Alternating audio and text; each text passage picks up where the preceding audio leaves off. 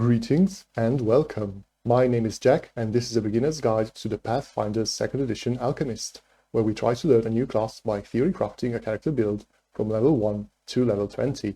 Now the Alchemist is the first class in the Core Rulebook, but I left it for last and I am very glad I did that because it is without doubt the most complex of all classes. Added to that is the fact that it's an unfamiliar class because in Dungeons & Dragons 5th edition there isn't really a class like the Alchemist. Yes, the Artificer is thematically similar, but mechanically they are two very different beasts. So, with this video, we're going to start with a class overview, which is going to be a bit more thorough than usual, because I feel like the Alchemist really needs it. Then I'm going to describe the character concept, and then I'm going to start describing the build from level 1 to level 10. And this is where this video is going to end. I'm trying to split them to make them a bit more digestible, hopefully. And then in the second video, we're going to see the rest of the build from level 11 to level 20. And then at that point, there isn't really much sense in making a damage projection for an Alchemist. The Alchemist is not a martial class, but most importantly, I think it's impossible to imagine a combat routine for an Alchemist. So something they will do every single combat, like double slicing or attacking twice or power attack.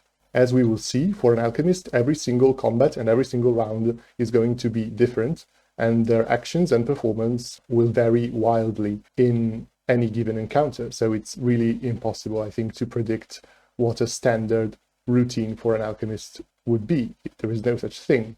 The Alchemist is also not a spellcaster, so there will be no spell snapshot. However, they do operate somewhat similarly to spellcasters in the sense that they have a repertoire of alchemical preparations they have access to, which changes as they level up. So I'm going to show an alchemical item snapshot at level 1, 6, 11, 16, and 20 to see how these preparations change with character level, and hopefully give an idea of the progression of the character. Usually, at this point, I recommend online resources to start learning the class. I think that The Skeptical Alchemist by Archvillain Edwir, as well as the Pub Alchem resource, which he also wrote, are not recommended for the Alchemist. They should be mandatory reading. If you want to get into this class, these guides should just come with the Core Rulebook. I think they do such an excellent job in describing the class and helping you navigate the complexities of this class that any new player should read at the same time the class description on the rulebook and Archvillain's Edwir guide. You can also check out, as usual, RPG Bot's Alchemist Handbook. So with that being said, let's get right into the class overview. So what is the Alchemist? The Alchemist is somebody who specializes in the creation of alchemical items. This is a wide family of different items that any character technically has access to. Healing potions, which in Pathfinder are called elixirs of life, are alchemical items. So technically any character can do what the Alchemist can by purchasing these consumables. However, the Alchemist can just produce these items for free without needing to buy them, without needing to craft them, which would require not just money but also a lot of time. During the daily preparations, the Alchemists just manifest these items, and these items last until their next preparations. So they are a crafter class that heavily relies on the use of these consumables. If we look at the other features of the class, we are an intelligence class. Our key ability is intelligence, just like the wizard. We have 8 hit points plus our constitution modifiers, so we are a bit more survivable than your average spellcaster.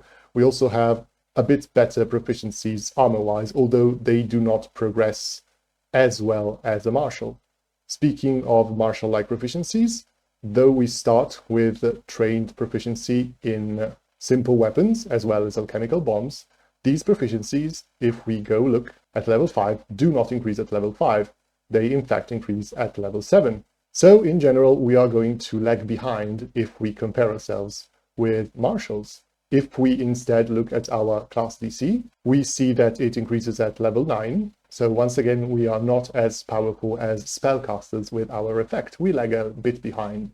And indeed, we do not get up to legendary proficiency in our class DC, but we just go up to master at level 17. Our class DC, however, is very important for us because many of our control effects and damage effects rely on this DC. So we're a bit of a martial a bit of a spellcaster in terms of proficiencies, but they are worse than either. So just looking at this, our hint is that probably we should do something different than both what marshals and spellcasters do. Although we can try and imitate them, and we will not be completely terrible if we choose to do so.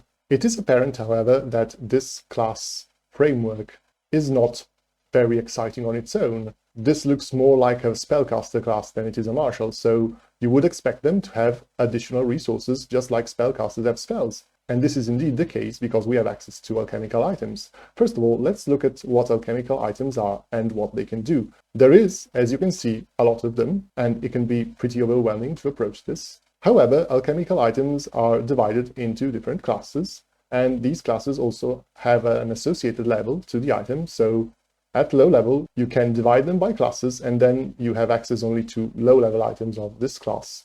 So it's a bit easier to read the alchemical item list. We have bombs.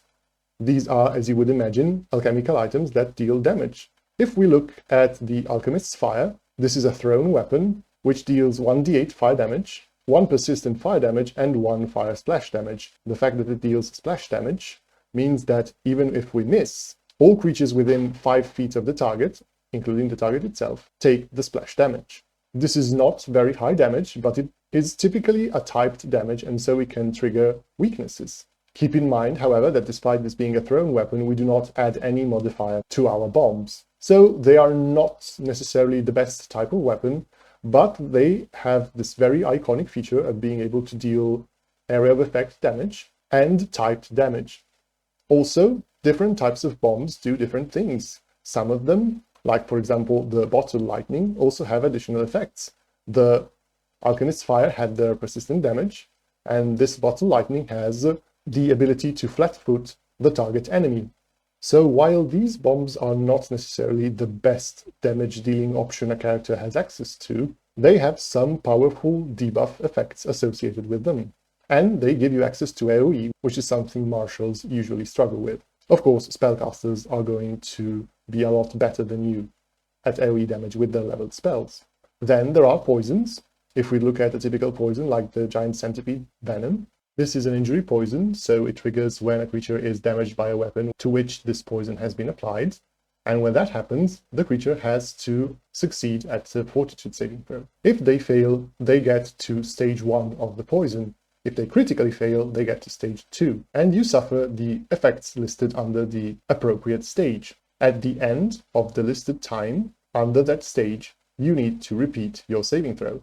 If you succeed, you reduce the stage by 1. So assuming you are at stage 1 and you suffer the poison damage, then at the start of the next round, because 1 round is passed, you repeat your fortitude saving throw, you succeed, you go to stage 0.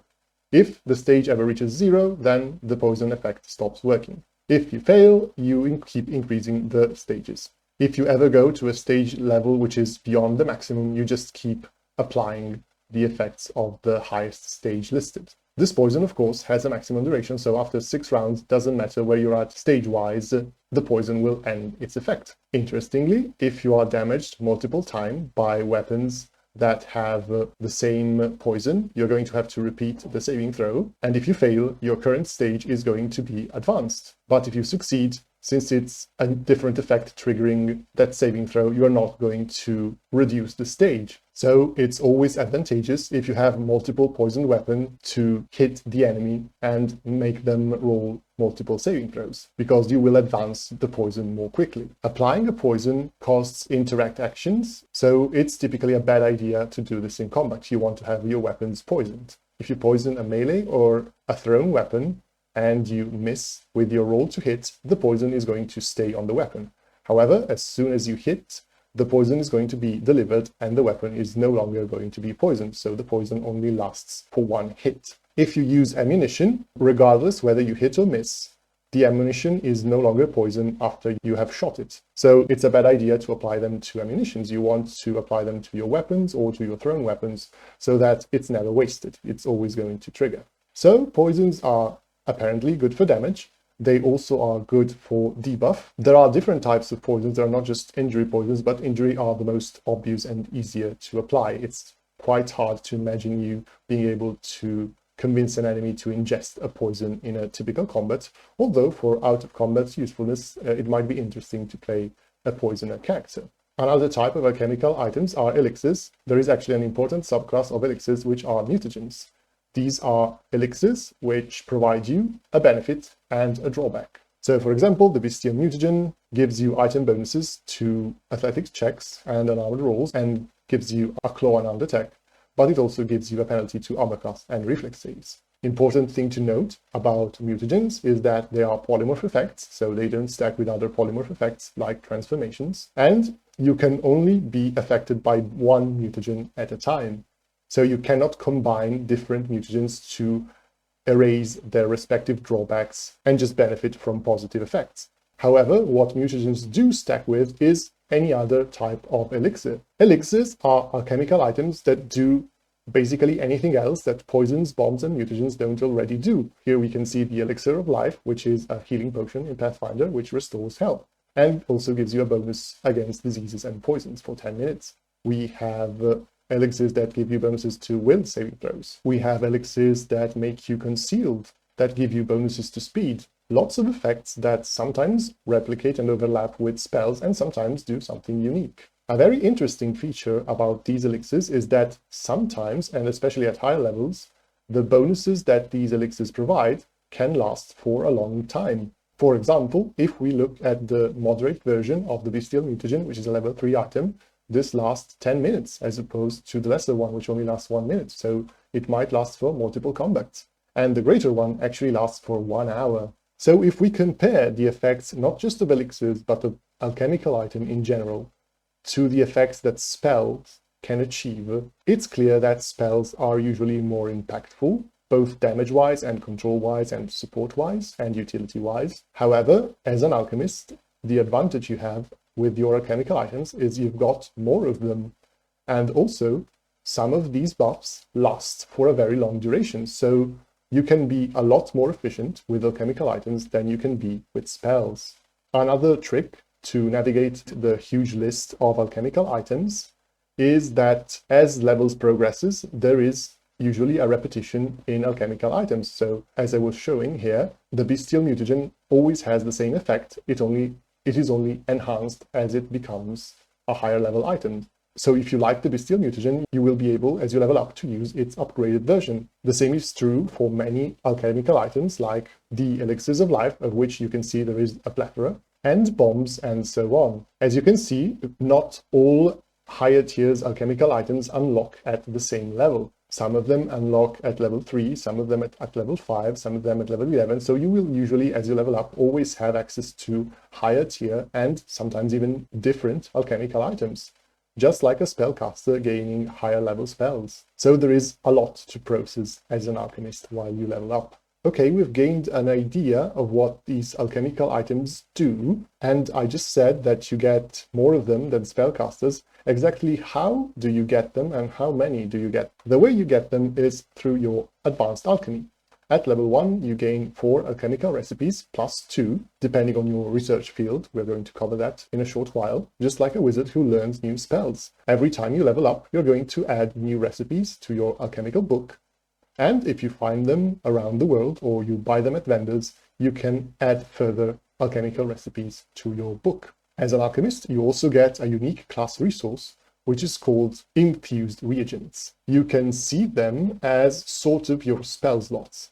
The number of infused reagents you get are equal to your level plus your intelligence modifier. So in this case, this unknown adventurer who doesn't have any ability points invested and nothing of the sort has a +1 intelligence modifier, is level 1, and so we have 2 infused reagents. How do we use them? Let's assume we know the acid flask formula.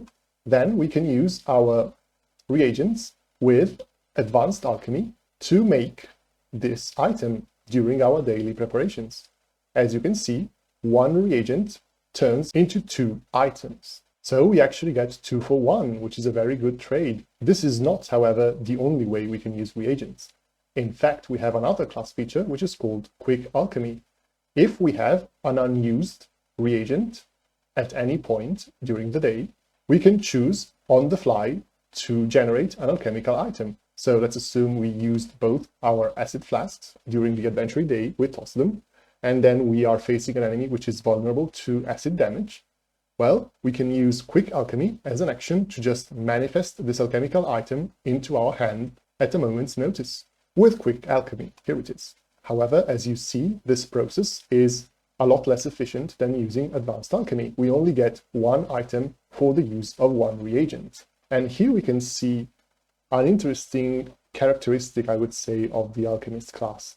It is a class riddled with what I could call traps. So features that mislead you or that are easy to use inefficiently, and that might lead you to having a character which feels underpowered. And I think that Quick Alchemy is the first trap that we just met.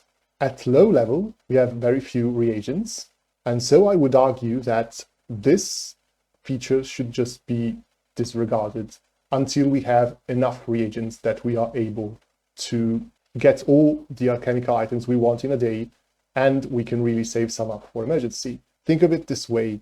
This is like spell blending in a way.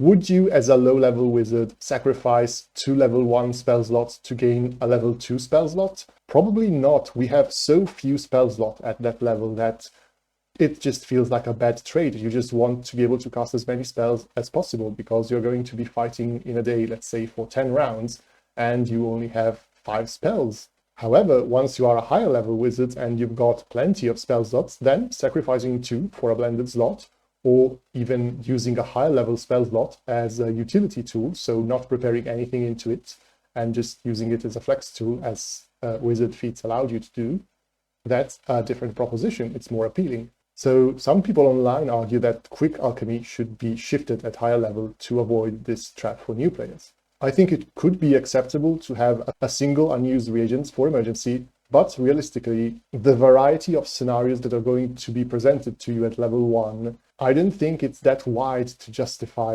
using these reagents. You just want as many items as possible, I think. Speaking of traps baked into the class, let's take a look at the research field. We can see that there are 4 research fields, and in fact there is one for each type of alchemical item. So bombers specialize in bombs, chirurgeons specialize in elixirs, in particular healing elixirs, mutagenists, as you can guess, specialize in mutagens, and toxicologists specialize in poisons. These research fields grant you at level 1 2 additional recipes of the relevant category, and they grant you special benefits tied to the alchemy of the specialization. So, for example, toxicologists can apply poisons as a single action instead of 2 action activities. Still not something they would probably want to do in combat. And they also increase the DC of their infused poisons to their class DC if it's higher. So you can use low-level poisons very effectively, even at higher level as a toxicologist. Mutagenists gain bonuses to mutagens. They get a free action that allows them to reapply on themselves the effect of the mutagens they previously consumed. And then they get more advanced features that eventually allow them to have multiple mutagens active of them at once. So all these different subclasses have a focus on a particular item. And I think here is where the trap lies. You might, as a mutagenist, think my mutagens are the best type of alchemical items I can possibly prepare. So I'm just going to prepare those and neglect bombs and elixirs and poisons. And that would be a mistake. It would be the equivalent of being a specialist wizard who specializes in transmutation and only preparing transmutation spells. You would be cutting your effectiveness as a character. So do use the items you're specialized with, but do not forget that you have a wide range of options as an alchemist, and this is one of your class strengths. Other very powerful features that the alchemist has that make the use of alchemical items better and better as they level up are the powerful alchemy feature at level 5, which allows them to apply their class DC to any item they create with Quick Alchemy. All of a sudden, Quick Alchemy is looking very good. And then at level 7, they get perpetual infusions. So they can use Quick Alchemy to manifest low-level items, in particular, in this case, first-level items, of their specializations, so mutagens for mutagenists, bombs for bombers, and so on. And these items do not consume a batch of infused reagents. So do you want to throw unlimited bombs? You can do this. Do you want to poison every single arrow of your ranger? You can do this.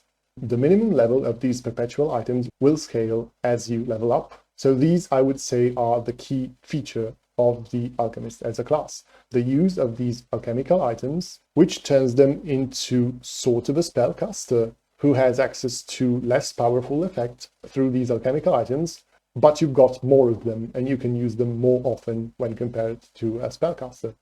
So it is clear that the Alchemist is a tricky class. You've got the complexity of a spellcaster. So what is the party role of an Alchemist? Well, just taking a glance at their alchemical item selection and the way they can use them, the Alchemist is a force multiplier. They take what the party members can do and they make them better at it by providing them long-lasting buffs and access to more powerful damage dealing options and control effects. So they can give buffs through elixirs and mutagens. They can increase the damage again through mutagens and applying poisons, for example.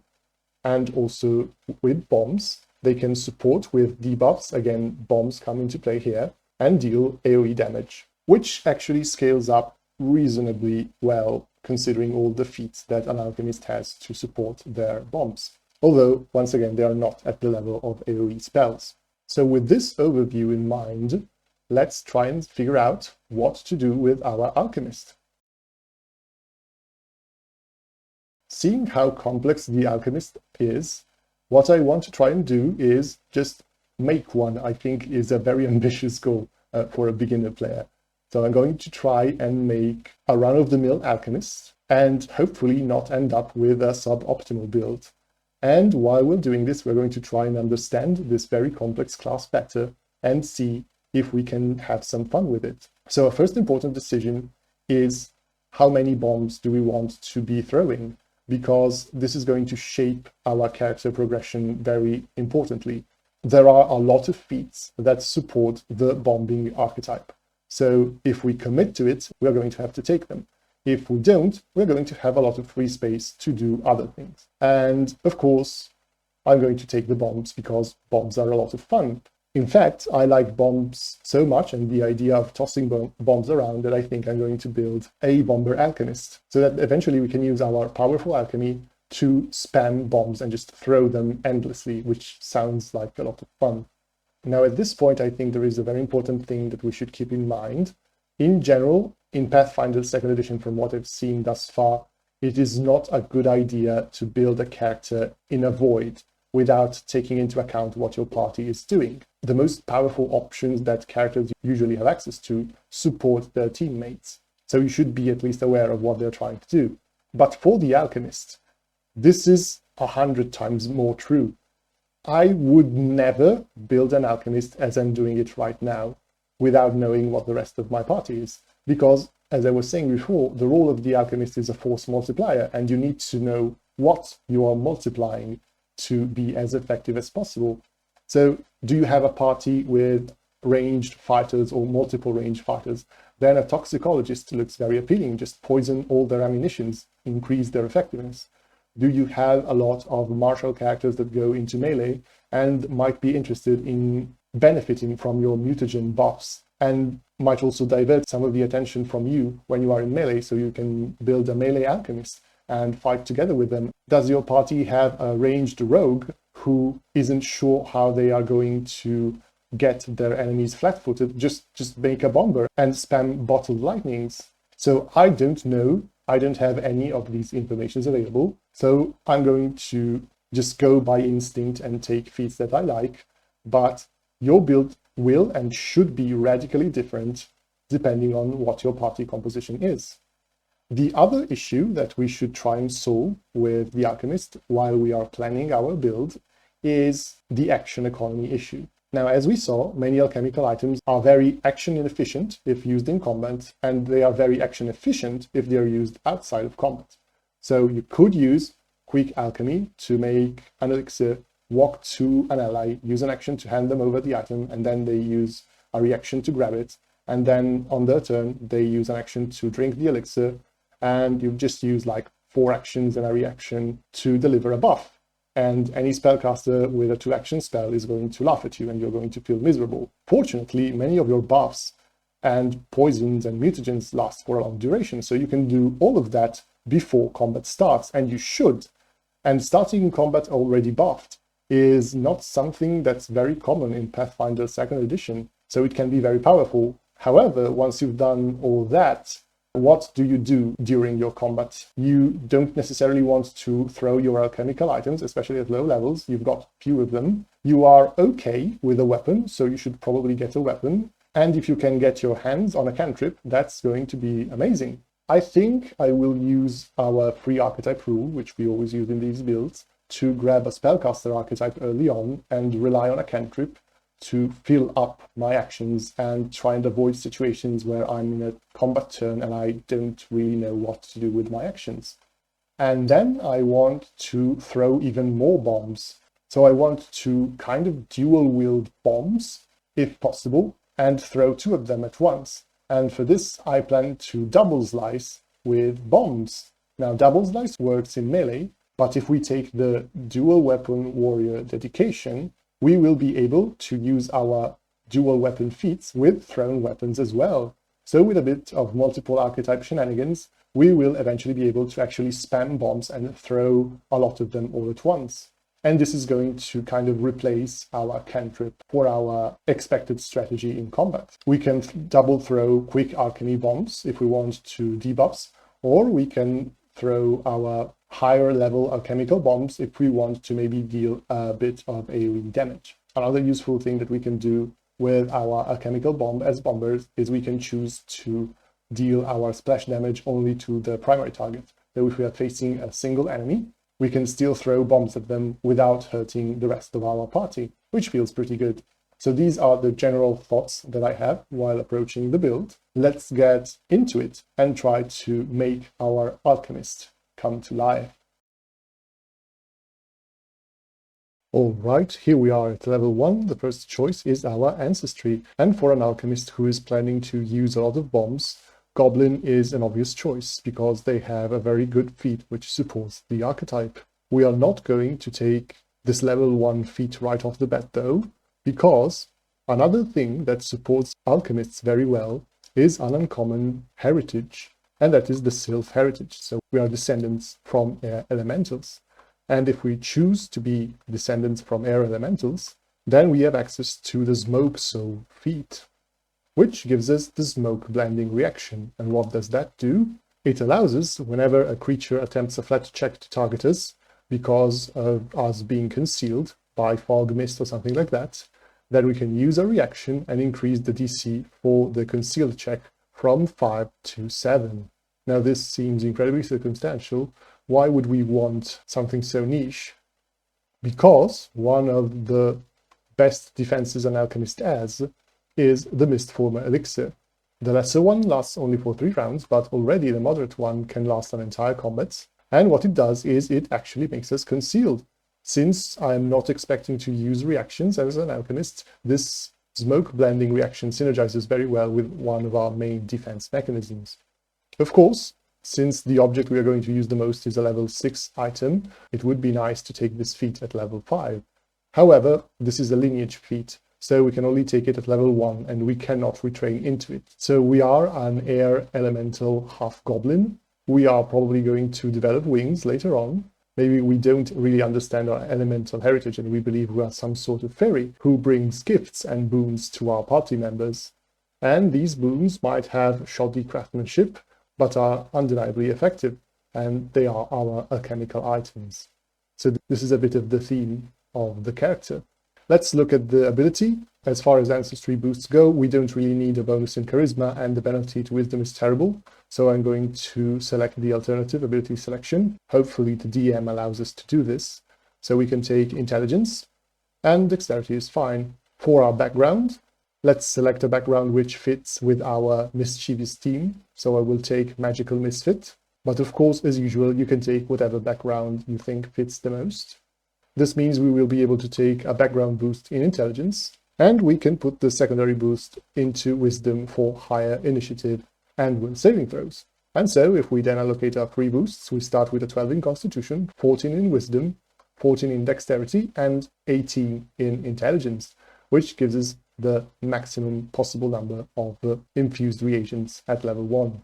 As an intelligence class, we've got a bunch of skill trainings. Let's take acrobatics and athletics, mostly for defensive purposes and to navigate terrains where we might need to climb or jump. We're not going to be very good at these, in particular, not very good at athletics. Then, despite us having low charisma, we can be proficient in some charisma skills.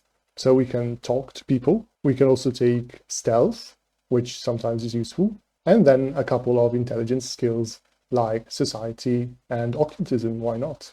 We also get a level 1 class feat, just like martials. And this is, I feel like, a must for any alchemist. It should really be baked into the class. And this feat is Alchemical Familiar, which is a feat to gain a familiar. Now, I discussed familiars in other character videos, and they are very good. But for the alchemist, they are particularly good. And this is because on top of all the cool abilities a familiar can get, for us, a familiar can also get extra reagents, giving us an extra use of infused reagents, which at level 1 is huge. And they can also have particularly useful abilities such as Valet for action efficiency, because it allows us to command our familiar and have them retrieve 2 items. So effectively, we are taking 2 retrieve actions instead of 1 for 1 action. This can allow us, for example, to toss 2 bombs with our next 2 actions. This also combines very well with independent, because this gives us a free retrieve action every round. Although probably for this to work, we also need to give our familiar manual dexterity. So as you can see, we have a tough choice. There are 4 very good abilities we want, but we can assign only 2.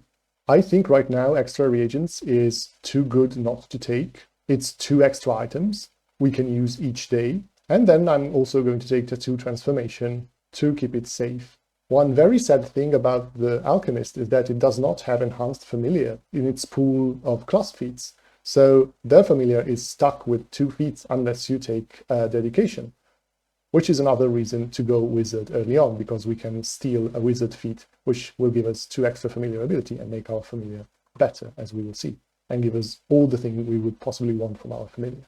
We saw what all these abilities do in the class overview, and we are, of course, bombers at level 1. What we do not have at this level is access to a cantrip. We could have gone for an ancestry, which gives us a cantrip, but these work on charisma, and our charisma is pretty bad.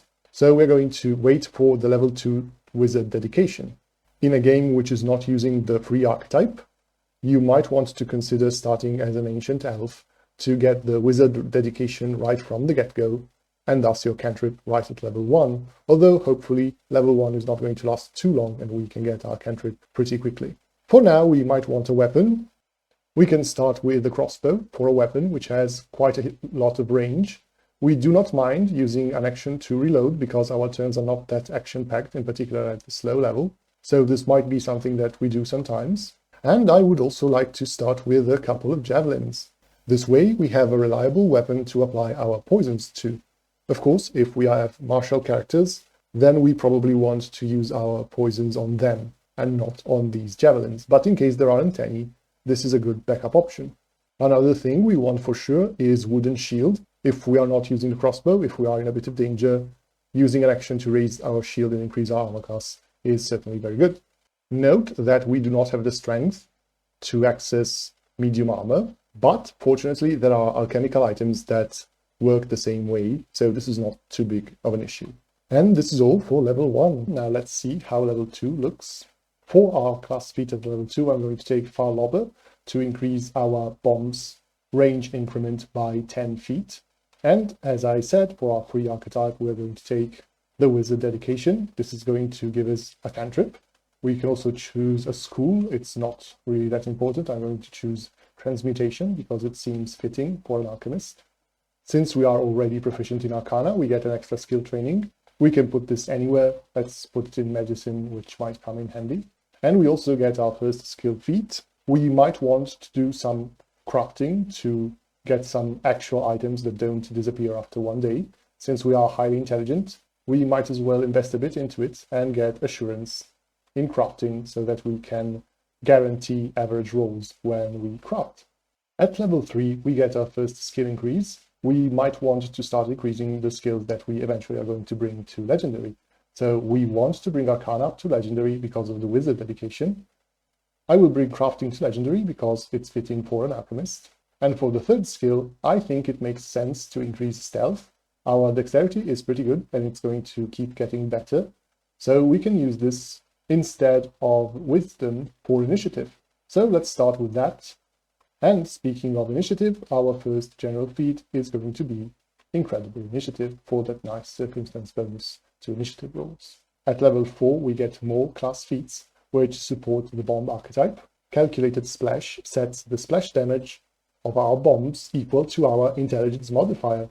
So this is a huge damage increase, especially if we can hit multiple enemies with our bombs that deal persistent damage. We get another free archetype feat, and I'm going to take Basic Arcana here for that enhanced familiar. So this means that now our familiar can have all the ability they want. We can give them Valet, we can give them Independent, and we can give them Manual Dexterity.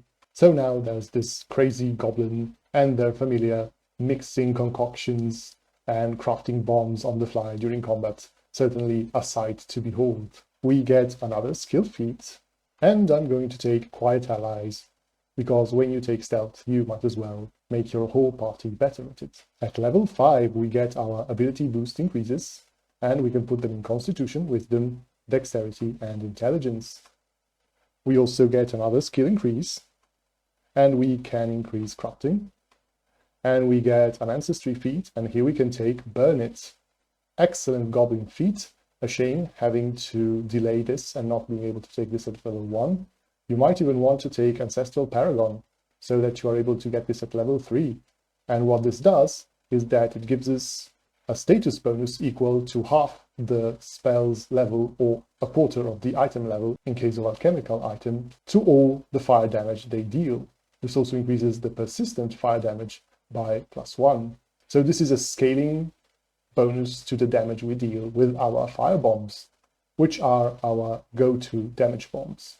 And fire is also an element that, while it is commonly resisted, weaknesses to fire are also common. So while our fire bombs cannot certainly rival fireballs, we've got lots of them, and wizards and sorcerers do not have nearly as many. With our goblin on the battlefield, enemies are going to spend a lot of time being on fire. At level 6, I'm going to take Debilitating Bomb.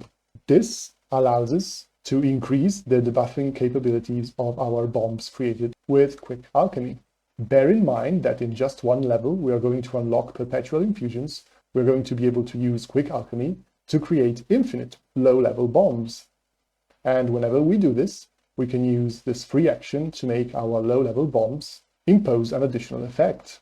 This effect can be Dazzled, Deafened, Flat-Footed, or a speed reduction. So some pretty nice debuffs.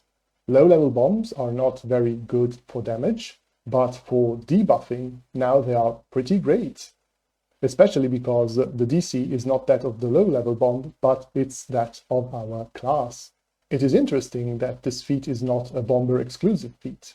So technically a toxicologist could also heavily invest into bombs and be reasonably effective at it, although they would not be able to spam endless bombs with their perpetuals like we are doing. For our free archetype, I'm going to take another wizard feat, and I'm going to take basic wizard spellcasting to gain a bunch of spell slots. For our magical feats, I'm going to take magical crafting, which allows me to craft magic items, so we have something to do with our off time. At level 7, we gain perpetual infusions. All of a sudden, we have a very interesting combat routine in the form of tossing infinite bombs. We might still want to rely on cantrips, but this is a more powerful debuffing option.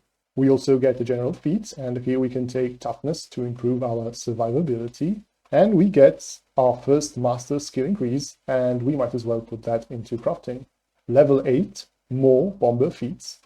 We have access to Sticky Bomb. If we use Quick Alchemy to craft a bomb, we can use this free action and make it so that the bomb deals persistent damage to the creature that it hits, as long as it hits them directly and not just with the splash damage. So whatever we hit with our bomb is going to be taking persistent damage equal to the bomb's splash damage, and if the bomb already deals persistent damage, these two combined together. This works with Calculated Splash, and this also works with Burn It. So all of a sudden, we are the kings of damage over time. With the free archetype, we've taken the sufficient number of wizard feats to be able to get another archetype. And so I'm going to take the Dual Weapon Warrior Dedication. This gives us double slice as an action, but we cannot use it yet with bombs. We can only use it with melee weapons, which we're not going to use very often at this level. But in 2 levels, this is going to pay off. For the skill feat, I'm going to take Inventor. This allows us to spend our downtime to invent our common formula. So even if our DM doesn't make us find very often formulas, this allows us to gain more formulas than just the ones we gain by leveling up. And this is all for level 8. At level 9, we get another skill increase. Since I'm planning to take the higher level wizard spellcasting feat, I have to start increasing proficiency in Arcana. We get another ancestry feat, and Sylph gives us access to Wings of Air, which allows us to fly for 10 minutes once per day. Our proficiency in our Alchemist class DC also increases, which is pretty nice, as does our proficiency in Perception. And we also have Double Brew. Now with Quick Alchemy, we can now use 2 batches of reagents instead of just 1 at the same time. This is extremely expensive, but it can be useful in a turn where we have to go Nova. We have to toss 2 high level bombs with our double slice action. And so if the need is very great, we can use this, but it's something that I would be very careful about using too often. And we get to level 10. We get more ability boosts. We can put them in Constitution, Wisdom, Dexterity, and Intelligence, as before. This gives us an extra skill proficiency thanks to Intelligence. I'm going to take Survival, why not? And we can get more Bomber feats with our class feats. Expanded Splash is Calculated Splash plus. Now the Intelligence modifier does not substitute the splash damage of the bomb. It adds to it. And the splash damage range also increases. We should not be worried about this being party unfriendly because we are bombers and we can elect not to deal splash damage to secondary targets in the case we are facing only a single boss enemy, but we still want to throw bomb at them, and they will still take the splash damage in case we miss, which might be possible considering that their armor class might be very high. And our attack bonus is not that exceptional. But we are very good at dealing almost guaranteed damage as an alchemist. For our free archetype feat, here I took Dual Thrower, and this is where the build comes together. Now we can throw 2 bombs with our double slice action. So maybe we can use our command action to command our Valet Familiar to retrieve 2 of our bombs, and then use double slice to throw both of them. And the great thing is that the second one will only take a -2 penalty, so the chances of it hitting will be higher. So we can hopefully trigger the persistent damage and the debuff bonuses more accurately. Another thing we can do, which is more reagent friendly, is use Quick Alchemy to summon a free bomb, then use our Independent Familiar to retrieve another bomb, which we have prepared before, and then toss both the free bomb and our prepared bomb again with double slice. So action economy wise, this is a very nice option, and it adds more to our tactical flexibility. For our skill feat, here I took Specialty Crafting to be better at crafting alchemical items. That is not something that I necessarily see myself doing very often, but maybe sometimes we want some items that don't just disappear at the end of the day. We want to stock up on them. And since we are very good at crafting, maybe this is going to come in handy, but here you can take really whatever else you want. And so we have arrived to level 10, and this is where we conclude the first video.